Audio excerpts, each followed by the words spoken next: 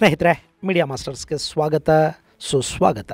ಗೆಳೆಯರೆ, ಇಸ್ರೇಲ್ ಮತ್ತು ಹೆಜ್ಬುಲ್ಲಾ ನಡುವಿನ ಸಂಘರ್ಷ ತಾರಕಕ್ಕೇರಿದೆ. ಮೊನ್ನೆ ಇಸ್ರೇಲ್ ಲೆಬನಾನ್ನಲ್ಲಿ ಪೇಜರ್ ಹಾಗೂ ವಾಕಿ ಟಾಕಿಗಳನ್ನು ಸ್ಫೋಟ ಮಾಡಿಸ್ತಲ್ಲ, ಆ ಘಟನೆಯನ್ನ ನೆನಪು ಮಾಡಿಕೊಂಡು ಈಗ ಇರಾನ್ ಕೂಡ ಬೆಚ್ಚಿ ಬೀಳ್ತಾ ಇದೆ. ಅಷ್ಟೇ ಅಲ್ಲ, ಅವರಿಗೆ ಕಳೆದ ಕೆಲ ತಿಂಗಳುಗಳ ಹಿಂದೆ ಹೆಲಿಕಾಪ್ಟರ್ ಅಪಘಾತದಲ್ಲಿ ಸಾವಿಗೀಡಾಗಿದ್ದ ತಮ್ಮ ದೇಶದ ಅಧ್ಯಕ್ಷ ನೆನಪಾಗತೊಡಗಿದ್ದಾನೆ. ಇರಾನಿನ ಅಧ್ಯಕ್ಷ ಇಬ್ರಾಹಿಂ ರೈಸಿ ಕೂಡ ಪೇಜರ್ ಅನ್ನ ಬಳಸ್ತಾ ಇದ್ದ. ಆತನ ಜೊತೆಗಿದ್ದವರ ಬಳಿ ಕೂಡ ಪೇಜರ್ಗಳಿದ್ವು. ಅವತ್ತು ರೈಸಿ ಬರ್ತಾ ಇದ್ದ ಹೆಲಿಕಾಪ್ಟರ್ ಮಾತ್ರ ಅಪಘಾತಕ್ಕೀಡಾಗಿತ್ತು. ಹಾಗಾದ್ರೆ ಇಸ್ರೇಲ್ ರೈಸಿ ಅವರ ಪೇಜರ್ ಅಲ್ಲಿ ಕೂಡ ಬಾಂಬ್ ಇಟ್ಟಿತಾ? ಅದು ನಿಜ ಅನ್ನೋದೇ ಆದ್ರೆ ಇಸ್ರೇಲ್ನ ಮೊಸಾದ್ ಎಷ್ಟು ಸ್ಟ್ರಾಂಗು ಮತ್ತು ಡೆಡ್ಲಿ ಅಲ್ವಾ? ಮೊಸಾದ್ ಟಾರ್ಗೆಟ್ ಮಾಡಿದ ಕೆಲಸ ಆಗದೆ ಇರುವುದಕ್ಕೆ ಸಾಧ್ಯನೇ ಇಲ್ಲ. ತಮ್ಮ ಯಾವ ಶತ್ರುವನ್ನು ಇಸ್ರೇಲ್ ಸುಮ್ಮನೆ ಹಾಗೆ ಬಿಟ್ಟಿದ್ದಿಲ್ಲ. ಇಂಥ ಕತೆಗಳು ಇಸ್ರೇಲ್ ಬಗ್ಗೆ, ಮೊಸಾದ್ ಬಗ್ಗೆ ಸಾಕಷ್ಟು ಕೇಳಿ ಬರ್ತಾ ಇರ್ತವೆ. ಹಾಗಾದ್ರೆ ಇಸ್ರೇಲ್ ಯಾವ ಆಪರೇಷನ್ ನಲ್ಲೂ ಸೋತೆ ಇಲ್ವಾ? ಗೆಳೆಯರೆ, ಸೋಲಿಲ್ಲದೆ ಬಹುಶಃ ಯಾರಿಗೂ ಗೆಲುವು ಅನ್ನೋದು ಸಿಗೋದೇ ಇಲ್ವೇನೋ. ಇಸ್ರೇಲ್ನ ಸಾಹಸಗಳ ಹಿಂದೆ ಕೂಡ ಅಂಥ ಒಂದಷ್ಟು ಸೋಲಿನ ಕಥೆಗಳಿವೆ, ಸಾಕಷ್ಟು ಹಿನ್ನಡೆಗಳಿವೆ. ಆ ಪೈಕಿ ಒಂದನ್ನ ನಿಮ್ ಜೊತೆ ಇವತ್ತು ಹಂಚಿಕೊಳ್ಳೋದಕ್ಕೆ ಹೋಗ್ತಾ ಇದ್ದೀನಿ. ಜಗತ್ತಿನ ಅತ್ಯದ್ಭುತ ಇಂಟೆಲಿಜೆನ್ಸ್ ಅನ್ನ ಹೊಂದಿರುವ ದೇಶ ಅನ್ನೋ ಹೆಗ್ಗಳಿಕೆಯನ್ನ ಪಡ್ಕೊಂಡಿರುವ ಇಸ್ರೇಲ್ ಏನೋ ಮಾಡೋದಿಕ್ ಹೋಗಿ ಮತ್ತೇನೋ ಎಡವಟ್ಟು ಮಾಡಿಕೊಂಡ ಕಥೆ ಇದು. ಸನ್ ಗ್ಲಾಸ್ಗಳಲ್ಲಿ, ಪುಸ್ತಕಗಳಲ್ಲಿ, ರಬ್ಬರ್ ಚೀಲಗಳಲ್ಲಿ ಸ್ಫೋಟಕಗಳನ್ನ ತುಂಬಿ ಶತ್ರುಗಳನ್ನ ಇಕ್ಕಟ್ಟಿಗೆ ಸಿಲುಕಿಸುವ ಇಸ್ರೇಲ್ನ ಪ್ಲಾನ್ ಉಲ್ಟಾ ಹೊಡೆದ ಕಥೆ ಇದು. ಹಾಗಾದ್ರೆ ಅವತ್ತು ಇಸ್ರೇಲ್ ಫೇಲ್ ಆಗಿದ್ದೆಲ್ಲಿ? ಅಮೆರಿಕ ಮತ್ತು ಬ್ರಿಟನ್ಗಳು ಇಸ್ರೇಲ್ ಮೇಲೆ ಯಾಕೆ ತಿರುಗಿ ಬಿದ್ವು? ಬನ್ನಿ ನೋಡೋಣ.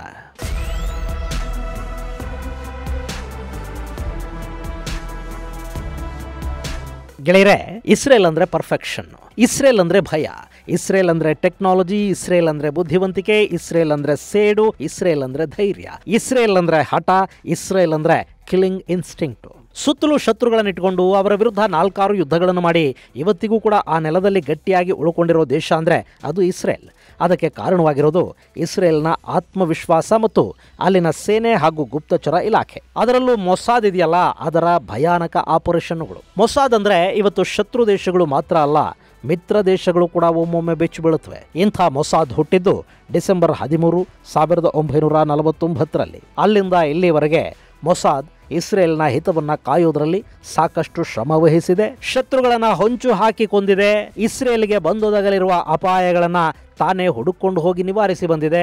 ಮೊಸಾದ್ ಅನ್ನೋದು ಇವತ್ತು ಇಸ್ರೇಲಿನ ಪಾಲಿಗೆ ದೊಡ್ಡ ಆಯುಧ. ಆದರೆ ಇಂಥ ಮೊಸಾದ್ ಇದ್ದು ಕೂಡ ಅದೊಂದು ಆಪರೇಷನ್ ನಲ್ಲಿ ಇಸ್ರೇಲ್ ತೀವ್ರ ಹಿನ್ನಡೆಯನ್ನ ಅನುಭವಿಸಬೇಕಾಗಿ ಬಂತು. ಅಂತಾರಾಷ್ಟ್ರೀಯವಾಗಿ ಬಹುದೊಡ್ಡ ಅವಮಾನವನ್ನು ಎದುರಿಸಬೇಕಾಯಿತು. ಅಂದಹಾಗೆ ಆ ಕಥೆ ಶುರು ಆಗೋದು ಏಷ್ಯಾ ಮತ್ತು ಆಫ್ರಿಕಾಗಳಲ್ಲಿ ಹರಡಿಕೊಂಡಿರುವ ಈಜಿಪ್ಟ್ ಅನ್ನೋ ದೇಶದಿಂದ.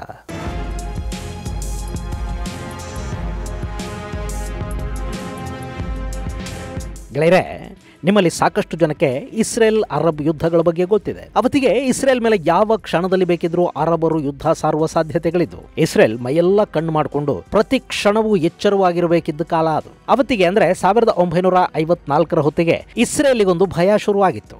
ಅವತ್ತೇನಾಗಿತ್ತು ಅಂದರೆ, ಈಜಿಪ್ಟಲ್ಲಿ ಒಂದು ಸೇನಾ ದಂಗೆ ನಡೆದು ರಾಜ ಫರೂಕ್ನನ್ನ ಪದಚ್ಯುತಗೊಳಿಸಿ ಸೇನಾ ನಾಯಕ ಗಮಾಲ್ ಅಬ್ದುಲ್ ನಾಸರ್ ಈಜಿಪ್ಟ್ನ ಅಧ್ಯಕ್ಷನಾಗಿ ಅಧಿಕಾರವನ್ನು ತನ್ನ ಕೈಗೆ ತಗೊಂಡಿದ್ದ. ಈತ ಬ್ರಿಟನ್ ಜೊತೆಗಿನ ಸಂಬಂಧವನ್ನು ಉತ್ತಮಪಡಿಸ್ಕೊಳ್ಳೋದಕ್ಕೆ ಬಯಸ್ತಾ ಇದ್ದ. ಹಾಗೇನೆ ಗಮಾಲ್ನ ಕಾರಣದಿಂದ ಈಜಿಪ್ಟ್ ಸೋವಿಯತ್ ಕಡೆಗೆ ವಾಲಿಬಿಡುತ್ತೇನೋ ಅನ್ನೋ ಭಯಕ್ಕೆ ಅಮೆರಿಕ ಕೂಡ ಈಜಿಪ್ಟ್ ಜೊತೆಗಿನ ಸಂಬಂಧಗಳನ್ನು ಉತ್ತಮಗೊಳಿಸಿಕೊಳ್ಳುವ ಪ್ರಯತ್ನವನ್ನು ಆರಂಭ ಮಾಡಿತು. ಇದು ಸಹಜವಾಗಿ ಇಸ್ರೇಲ್ನಲ್ಲೊಂದು ಆತಂಕ ಮತ್ತು ಅಸಮಾಧಾನಕ್ಕೆ ಕಾರಣ ಆಯಿತು.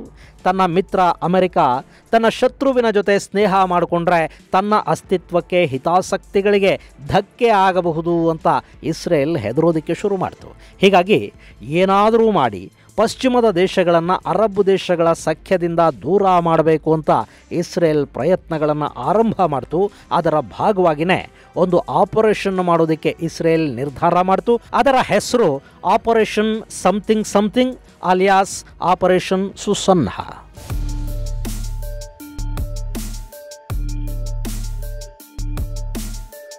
ಗೆಳೆಯರೆ, ಇಸ್ರೇಲ್ನಲ್ಲಿ ಕೋವರ್ಟ್ ಆಪರೇಷನ್ ಮಾಡೋದಕ್ಕೆ ಮೊಸಾದ್ ಇತ್ತು.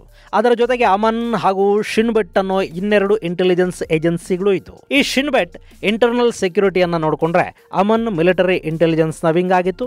ದೇಶದ ಹೊರಗೆ ನಡೆಯುವ ಆಪರೇಷನ್ಗಳನ್ನು ನಿರ್ವಹಿಸಬೇಕಾದ್ದು ಮೊಸಾದ್ನ ಜವಾಬ್ದಾರಿಯಾಗಿತ್ತು.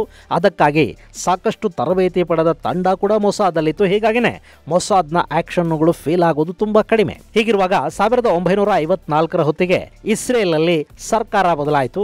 ಅಲ್ಲಿನ ರಕ್ಷಣಾ ಸಚಿವರಾಗಿ ಪಿನ್ಹಾಸ್ ಲವೋನ್ ನೇಮಕಗೊಂಡ್ರು. ಈ ಪಿನ್ಹಾಸ್ ಇಸ್ರೇಲ್ನ ರಕ್ಷಣೆಗಾಗಿ ಹೊಸ ತಂತ್ರಗಳ ಮೊರೆ ಹೋಗೋದಕ್ಕೆ ಪ್ರಯತ್ನ ಪಟ್ಟ. ಮೊಸಾದನ್ನ ಪಕ್ಕಕ್ಕಿಟ್ಟು ಇನ್ನಿತರ ಇಂಟೆಲಿಜೆನ್ಸ್ ಏಜೆನ್ಸಿಗಳಿದ್ವಲ್ಲ ಅವುಗಳನ್ನ ಕೂಡ ಕೌಂಟರ್ ಟೆರರಿಸಂ ಮತ್ತು ಕೋರ್ಟ್ ಆಪರೇಷನ್ ಗಳಿಗೆ ಬಳಕೆ ಮಾಡಬೇಕು ಅಂತ ಅಂದ್ಕೊಂಡ. ಆ ಯೋಚನೆಯ ಫಲವಾಗಿ ಆತ ಮಿಲಿಟರಿ ಇಂಟೆಲಿಜೆನ್ಸ್ ಸಂಘಟನೆ ಅಮಾನ್ ಅನ್ನು ಬಳಸಿಕೊಂಡು ಈಜಿಪ್ಟ್ ಅಲ್ಲೊಂದು ಆಪರೇಷನ್ ಮಾಡೋದಕ್ಕೆ ಎಲ್ಲ ಸಿದ್ಧತೆಗಳನ್ನ ಮಾಡಿಕೊಂಡ. ಅದಕ್ಕೆ ಸಾಕಷ್ಟು ವಿರೋಧಗಳು ವ್ಯಕ್ತ ಆದರೂ ಕೂಡ ಲವೋನ್ ತಲೆ ಕೆಡಿಸ್ಕೊಳ್ಳೋದಕ್ಕೆ ಹೋಗಲಿಲ್ಲ. ಆತನಿಗೆ ತನ್ನ ಪ್ರಯೋಗದ ಬಗ್ಗೆ ವಿಪರೀತ ವಿಶ್ವಾಸ ಇತ್ತು. ಹೀಗಾಗಿ ಆಪರೇಷನ್ ಸುಸನ್ಹಾ ಅಲ್ಲಿ ಅಮನ್ನ ಮೂಲಕ ಶುರುವಾಗಿ ಹೋಯಿತು. ಈ ಆಪರೇಷನ್ ಸುಸನ್ಹಾದ ಹಿಂದಿದ್ದವರು ಪಿನ್ಹಾಸ್ ಲವೋನ್. ಹೀಗಾಗಿ ಇದನ್ನ ಲವೋನ್ ಅಫೇರ್ ಅಂತ ಕೂಡ ಕರೀತಾರೆ. ಈ ಆಪರೇಷನ್ ಸುಸನ್ಹಾ ಅನ್ನೋದು ಹೇಗಿತ್ತು ಅಂದ್ರೆ ಈಜಿಪ್ಟ್ ನಲ್ಲಿರೋ ಯಹೂದಿಗಳನ್ನ ಬಳಸಿಕೊಂಡು ಅವರ ಸಹಾಯವನ್ನು ಪಡ್ಕೊಂಡು ಈಜಿಪ್ಟ್ ಅಲ್ಲೇ ಸಮಸ್ಯೆಯನ್ನ ಸೃಷ್ಟಿ ಮಾಡುವ ಪ್ಲಾನ್ ಅದು. ಅವತ್ತಿಗೆ ಇನ್ನೂ ಕೂಡ ಈಜಿಪ್ಟ್ ನಿಂದ ಎಲ್ಲ ಯಹೂದಿಗಳು ಹೊರಗೆ ಬಂದಿರಲಿಲ್ಲ. ಅಲ್ಲದೆ ಸೂಯಜ್ ಕೆನಾಲ್ ನ ಉಸ್ತುವಾರಿ ಬ್ರಿಟನ್ ನ ಕೈಯಲ್ಲಿದ್ದರಿಂದ ಈಜಿಪ್ಟ್ ನಲ್ಲಿ ಬ್ರಿಟನ್ ನ ಸೇನೆ ಕೂಡ ಇತ್ತು. ಈ ಸೇನೆ ಇಸ್ರೇಲ್ ಹಾಗೂ ಈಜಿಪ್ಟ್ ನ ನಡುವೆ ಇದ್ದ ಕಾರಣ ಎರಡೂ ದೇಶಗಳು ಸ್ವಲ್ಪ ಮಟ್ಟಿಗೆ ಸುಭದ್ರತೆಯನ್ನ ಫೇಲ್ ಮಾಡ್ತಾ ಇದ್ವು. ಈ ಸಿನೈ ಪೆನಿನ್ಸುಲಾ ಇದೆಯಲ್ಲ ಈ ಭಾಗದಲ್ಲಿ ಅವತ್ತು ಬ್ರಿಟಿಷ್ ಪಡೆಗಳು ಕೂತ್ಕೊಂಡಿದ್ವು. ಹೀಗಾಗಿ ಇದು ಈಜಿಪ್ಟ್ ಹಾಗೂ ಇಸ್ರೇಲ್ ನಡುವಿನ ಬಫರ್ ಝೋನ್ ತರ ನಿರ್ಮಾಣ ಆಗಿತ್ತು. ಆದರೆ ಯಾವಾಗ ಈಜಿಪ್ಟ್ ಅಲ್ಲಿ ಅಧಿಕಾರ ಬದಲಾವಣೆಯಾಗಿ ಈಜಿಪ್ಟ್ ಹಾಗೂ ಬ್ರಿಟನ್ ನಡುವೆ ಒಂದು ಸ್ನೇಹ ಸಂಬಂಧ ಇವೆಲ್ಲ ಹೆಚ್ಚಾಗೋದಕ್ಕೆ ಶುರುವಾದವೋ ಸಹಜವಾಗಿ ಇಸ್ರೇಲ್ಗೊಂದು ಆತಂಕ ಶುರುವಾಯಿತು. ಹೀಗಾಗಿ ಏನಾದರೂ ಮಾಡಿ ಈಜಿಪ್ಟ್ ಮತ್ತು ಪಶ್ಚಿಮದ ನಡುವೆ ಒಂದು ಭಿನ್ನಾಭಿಪ್ರಾಯವನ್ನು ಸೃಷ್ಟಿ ಮಾಡಬೇಕು, ಅಲ್ಲೊಂದು ದ್ವೇಷ ತಲೆ ಎತ್ತೋ ಹಾಗೆ ಮಾಡಬೇಕು ಅಂದ್ಕೊಂಡ ಇಸ್ರೇಲ್ ಅದಕ್ಕಾಗಿ ಭೇದ ಪ್ರಯೋಗವನ್ನು ಮಾಡೋದಕ್ಕೆ ಮುಂದಾಯಿತು. ಈ ಮೂಲಕ ಅವರು ಯಾವತ್ತಿಗೂ ಕೂಡ ಒಂದಾಗಲೇಬಾರದು ಅನ್ನೋ ಥರದ ಪ್ಲಾನ್ ಒಂದನ್ನು ಇಸ್ರೇಲ್ ಮಾಡ್ತು. ಅದರ ಭಾಗವಾಗಿ ಆರಂಭಗೊಂಡಿದ್ದ ಆಪರೇಷನ್ ಸುಸಾನ್ಹಾದಲ್ಲಿ ಟಾರ್ಗೆಟ್ ಆಗಿದ್ದದ್ದು ಈಜಿಪ್ಟ್ನಲ್ಲಿದ್ದ ಬ್ರಿಟಿಷ್ ಮತ್ತು ಅಮೆರಿಕಾದ ಪ್ರಜೆಗಳು. ಈ ಆಪರೇಷನ್ನ ಹಿಂದಿನ ಉದ್ದೇಶ ಇಸ್ರೇಲ್ಗೆ ಸ್ಪಷ್ಟವಾಗಿತ್ತು. ಅವರು ಅಮೆರಿಕನ್ನರು ಹಾಗೂ ಬ್ರಿಟನ್ನ ಜನರ ಮೇಲೆ ದಾಳಿ ಮಾಡಿ ಅದನ್ನ ಅರಬ್ ಸ್ಪ್ರಿಂಗ್ ನ ತಲೆಗೆ ಕಟ್ಟಿ ಹತ್ತಿರ ಆಗ್ತಾ ಇದ್ದ ಅರಬ್ ಮತ್ತು ಪಶ್ಚಿಮದ ಸಂಬಂಧಗಳನ್ನ ಮುರಿಬೇಕು ಅನ್ನೋ ತಂತ್ರವನ್ನ ಹೆಣೆದಿದ್ರು. ಅದಕ್ಕಾಗಿ ಪಿನ್ಹಾಸ್ ಲವೋನ್ ಅಮಾನ್ಗೆ ಈ ಜವಾಬ್ದಾರಿಯನ್ನು ವಹಿಸಿಕೊಟ್ರು. ಆ ಕೆಲಸವನ್ನ ಅಮಾನ್ ತನ್ನ ಸೀಕ್ರೆಟ್ ಸೆಲ್ 131ಗೆ ವಹಿಸ್ತು. ಈ ಸೀಕ್ರೆಟ್ ಸೆಲ್ 1950ರಿಂದ ಅಮನ್ನ ಅಡಿಯಲ್ಲಿ ಕೆಲಸ ಮಾಡ್ತಾ ಇತ್ತು. ಅಲ್ಲಿ ಅಮನ್ ಈಜಿಪ್ಟ್ ನಲ್ಲಿದ್ದ ಯಹೂದಿಗಳನ್ನ ಈ ಕೃತ್ಯಕ್ಕೆ ಬಳಸ್ಕೊಳ್ಳೋದಕ್ಕೆ ಮುಂದಾಯಿತು. ಅದಕ್ಕೆ ಒಂದಷ್ಟು ಯಹೂದಿಗಳನ್ನ ಹುಡುಕಲಾಯಿತು.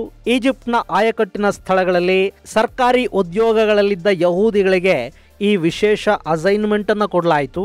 ಜುಲೈ 2, 1954ರಂದು ಈ ಆಪರೇಷನ್ಗೆ ಅಧಿಕೃತ ಚಾಲನೆ ಕೂಡ ಸಿಕ್ತು.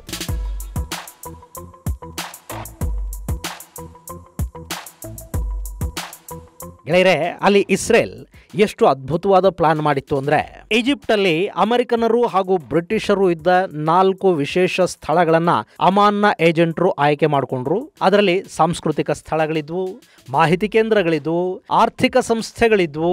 ಬ್ರಿಟನ್ ಪ್ರಜೆಗಳ ಕಾರುಗಳು ಸೇರಿದ ಹಾಗೆ ಅಮೆರಿಕ ಹಾಗೂ ಬ್ರಿಟಿಷ್ ನಾಗರಿಕರು ಎಲ್ಲೆಲ್ಲಿ ಹೆಚ್ಚಾಗಿ ಸೇರ್ತಾರೋ ಅಂಥ ಕಡೆಗಳಲ್ಲಿ ಒಂದಷ್ಟು ಸ್ಫೋಟಗಳನ್ನು ಮಾಡೋದಕ್ಕೆ ಸಿದ್ಧತೆಗಳಾದವು. ಅದಕ್ಕಾಗಿ ಕಾಂಡೂಮ್ ಅಲ್ಲಿ ಆಸಿಡ್ ಅನ್ನು ತುಂಬಿ ಹೊಸ ರೀತಿಯ ಬಾಂಬುಗಳನ್ನು ತಯಾರು ಮಾಡಿದ್ರು. ಕೂಲಿಂಗ್ ಗ್ಲಾಸ್ಗಳ ಕೇಸ್ಗಳಲ್ಲಿ ಸ್ಫೋಟಕಗಳನ್ನು ತುಂಬಿ ಅದನ್ನು ಸ್ಫೋಟಿಸುವ ಯೋಜನೆಯನ್ನು ಹಾಕೊಳ್ಳಾಯಿತು. ಅವುಗಳನ್ನು ಅಲೆಕ್ಸಾಂಡ್ರಿಯಾದ ಪೋಸ್ಟ್ ಆಫೀಸಲ್ಲಿ, ಲೈಬ್ರರಿಗಳಲ್ಲಿ, ಸಿನಿಮಾ ಹಾಲ್ಗಳಲ್ಲಿ ಇಡೋದಕ್ಕೆ ಈ ಅಮಾನ್ ಯೋಚನೆ ಮಾಡ್ತು. ಇಲ್ಲಿ ಬಾಂಬುಗಳನ್ನು ಪ್ಲಾಂಟ್ ಮಾಡೋದಕ್ಕೆ ಅಂತಲೇ ಕೆಲವರನ್ನು ನೇಮಕ ಮಾಡಿದ್ರಲ್ಲ, ಅವರೆಲ್ಲ ಕೂಡ ಫೇಕ್ ಐಡೆಂಟಿಟಿಯಲ್ಲಿ, ಈಜಿಪ್ಷಿಯನ್ ಐಡೆಂಟಿಟಿಯಲ್ಲಿ, ಅರಬ್ ಐಡೆಂಟಿಟಿಯಲ್ಲಿ ನಿಗದಿತ ಸ್ಥಳಗಳಿಗೆ ಹೋಗಬೇಕು ಮತ್ತು ಅಲ್ಲಿ ಬಾಂಬನ್ನು ಪ್ಲಾಂಟ್ ಮಾಡಬೇಕು. ಜೊತೆಗೆ ತಮ್ಮ ಅರಬ್ ಐಡೆಂಟಿಟಿಯನ್ನು ಅಲ್ಲಿ ಬಿಟ್ಟು ಬರಬೇಕು. ಅಂದರೆ ಬಾಂಬ್ ಬಿಟ್ಟವರು ಅರಬರು, ಈಜಿಪ್ಷಿಯನ್ನರು ಅನ್ನೋದು ತನಿಖಾ ಏಜೆನ್ಸಿಗಳ ಗಮನಕ್ಕೆ ಬರೋ ಥರ ಅವರಲ್ಲಿ ಒಂದಷ್ಟು ಕ್ಲೂಗಳನ್ನು ಬಿಟ್ಟು ಬರಬೇಕು. ಇದು ಅಲ್ಲಿ ಸಿದ್ಧವಾಗಿದ್ದ ಪ್ಲಾನ್. ಹೀಗಿರುವಾಗಲೇ ಅಲ್ಲೊಂದು ಸಣ್ಣ ಎಡವಟ್ಟು ನಡೆದು ಹೋಯಿತು. ಆ ಎಡವಟ್ಟಿನ ಕಾರಣದಿಂದ ಅಮನ್ ಅಂದುಕೊಂಡಿದ್ದ ಕೆಲಸ ಎಲ್ಲ ಉಲ್ಟಾ ಕೂಡ ಆಯ್ತು. ಅದು ಅಲೆಕ್ಸಾಂಡ್ರಿಯಾ ಪಟ್ಟಣದಲ್ಲಿನ ಸಿನಿಮಾ ಹಾಲ್. ಅಲ್ಲಿಗೆ 19 ವರ್ಷದ ಫಿಲಿಪ್ ನತನ್ಸನ್ ಅನ್ನೋ ಯುವಕನೊಬ್ಬ ಬಂದ. ಅವನ ಜೇಬಲ್ ಒಂದು ಕನ್ನಡಕ ಆಯಿತು. ಆ ಕನ್ನಡಕದಲ್ಲಿ ಸ್ಫೋಟಕ ತುಂಬಿತ್ತು. ಅವನದನ್ನ ಸಿನಿಮಾ ಹಾಲ್ ಅಲ್ಲಿಟ್ಟು ಸ್ಫೋಟಿಸಬೇಕಾಗಿತ್ತು. ಹೀಗಾಗಿ ಟಿಕೆಟ್ ಕೌಂಟರ್ ಬಳಿ ಅವನು ಸಾಲಲ್ಲಿ ನಿಂತಿದ್ದ. ಅವನ ದುರಾದೃಷ್ಟವೋ ಅಥವಾ ಇಸ್ರೇಲ್ನ ನಸೀಬೆ ಕೆಟ್ಟಿತ್ತೋ ಗೊತ್ತಿಲ್ಲ. ಇದ್ದಕ್ಕಿದ್ದಂತೆ ನತನ್ಸನ್ನ ಜೇಬಲ್ಲಿದ್ದ ಕನ್ನಡಕ ಸ್ಫೋಟಗೊಂಡು ಬಿಡ್ತು.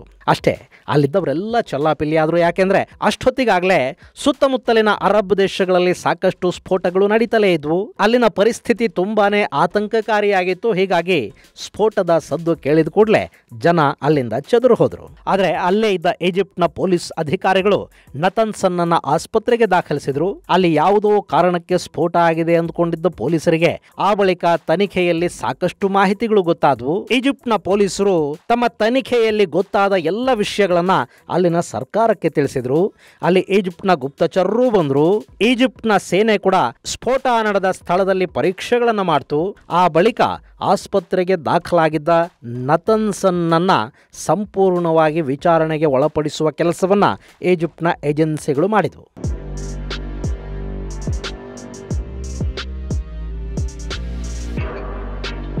ಗೆಳೆಯರೆ, ಅಲ್ಲಿ ಈಜಿಪ್ಟ್ ಮಾಡಿದ ತನಿಖೆ ಇದೆಯಲ್ಲ, ಅದು ಒಂದು ಭಯಾನಕ ಅಂತಾರಾಷ್ಟ್ರೀಯ ಸಂಚನ್ನ ಬಹಿರಂಗಪಡಿಸ್ತು. ಇಸ್ರೇಲ್ ಬಗ್ಗೆ ಅವರ ಮಿತ್ರರಿಗಿದ್ದ ನಂಬಿಕೆಯನ್ನ ಅದು ಸಂಪೂರ್ಣವಾಗಿ ಹಾಳು ಮಾಡ್ತು. ಹಾಗಾದ್ರೆ ಈಜಿಪ್ಟ್ನ ತನಿಖೆಯಲ್ಲಿ ಗೊತ್ತಾದ ವಿಷಯ ಏನು? ಅಲ್ಲಿ ಬಂಧಿತನಾಗಿದ್ದ ನತನ್ಸನ್ ಏನೆಲ್ಲ ಮಾಹಿತಿಯನ್ನ ಬಾಯ್ಬಿಟ್ಟ? ಅವನು ಕೊಟ್ಟ ಮಾಹಿತಿಯ ಪರಿಣಾಮದಿಂದ ಇಸ್ರೇಲ್ನ ಬೇಹುಗಾರಿಕಾ ಏಜೆನ್ಸಿ ಅನುಭವಿಸಬೇಕಾಗಿ ಬಂದ ಸಂಕಷ್ಟಗಳೆಂಥವು? ಅಲ್ಲಿ ಮೊಸಾದ್ಗಾದ ಹಿನ್ನಡೆ ಎಂಥದ್ದು? ಮತ್ತು ಅಲ್ಲಿ ಬಂಧಿತರಾದ ಇಸ್ರೇಲಿನ ಬೇಹುಗಾರರ ಪರಿಸ್ಥಿತಿ ಏನಾಯ್ತು ಮತ್ತು ಅವರ ಕಮಿಟ್ಮೆಂಟ್ ಎಷ್ಟು ಗಟ್ಟಿ ಇತ್ತು ಅನ್ನೋದ್ರ ಬಗ್ಗೆ ನಿಮಗೆ ಮುಂದಿನ ಸಂಚಿಕೆಯಲ್ಲಿ ಹೇಳ್ತೀನಿ. ಅಲ್ಲಿವರೆಗೆ ಜೈ ಹಿಂದ್, ಜೈ ಕರ್ನಾಟಕ.